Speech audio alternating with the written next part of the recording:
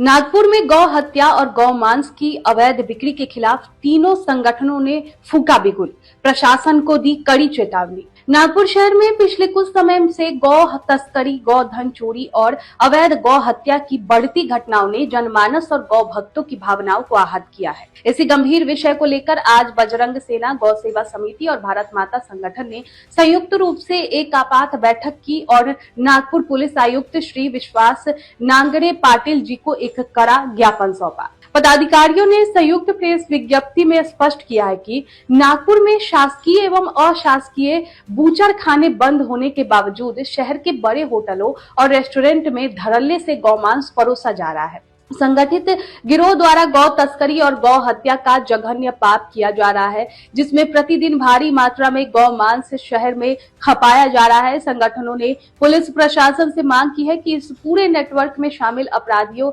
चाहे वो किसी भी धर्म या रसूख के हो, पर मकोका के अंतर्गत कठोरतम कार्रवाई की जाए। संगठन ने प्रशासन को स्पष्ट संदेश दिया है कि गौ रक्षा कानून का पालन करना शासन का प्रथम दायित्व है। यदि प्रशासन ने इस अवैध धंधे को तत्काल नहीं रोका तो बजरंग सेना, गौ सेवा समिति और भारत माता संगठन संयुक्त रूप से सड़कों पर उतरने के लिए बाध्य होंगे। संगठन के पदाधिकारियों ने चेतावनी दी है कि भविष्य में संदिग्ध होटलों में स्वयं रेड मारने और उग्र आंदोलन करने की जिम्मेदारी पूर्णतः शासन और प्रशासन की होगी। जय श्री राम, जय गौ माता। आज हमने सीपी साहब के नाम ज्ञापन के माध्यम से बताने का प्रयास किया है कि नागपुर में किस प्रकार से गौ हत्या हो रही है और अवैध और वैध बूचड़ खाने बंद होने के बावजूद भी होटलों में गौ मांस किस प्रकार से बेचा जा रहा है, इसकी कहीं ना कहीं जांच की जाए। हमारा ज्ञापन के माध्यम से बताने का प्रयास है कि जब गौ हत्या पूरी तरह से महाराष्ट्र में प्रतिबंधित है और नागपुर में भी गौ हत्या पूर्णतः प्रतिबंध है और गैर और सभी प्रकार के बूचड़ खाने नागपुर में बंद हैं, तो फिर ये जो गौ हत्या हो रही है, जो गौ मांस बेचा जा रहा है होटल में, यह कहाँ से लाया जा रहा है, इसकी जांच पुलिस प्रशासन करे।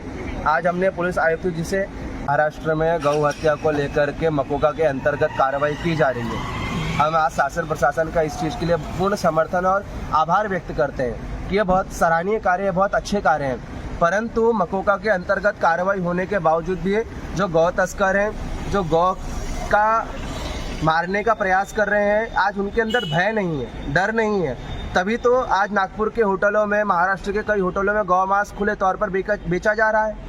हमारा कहना यह है कि जो ये संगठित अपराध कर रहे हैं, कहीं ना कहीं जो नागपुर शहर से गौ माता चोरी की घटना आ रही है, यह चोरी करने ही वाले हैं जो गौ मांस बेच रहे हैं। यह पशुओं को चोरते हैं, उसके बाद पशुओं को काट करके बेचने का कार्य करते हैं।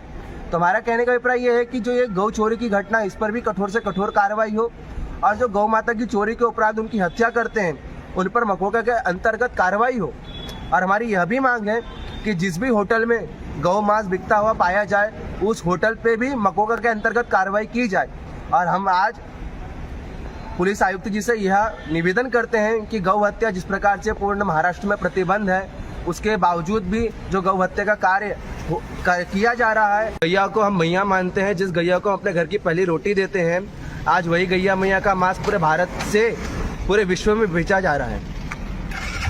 और बेचने का विषय बस नहीं, विषय यह भी है कि जिस मैया को आप अपनी माँ मानते हो, उस मैया को आप काट करके कुछ धन के लिए, कुछ पैसे के लिए आप बेच भी देते हो, तो कहीं ना कहीं यह गंदी नीति है। प्रतिबंध केवल महाराष्ट्र में और केवल नागपुर में ना हो, यह पूरे भारतवर्ष में हो।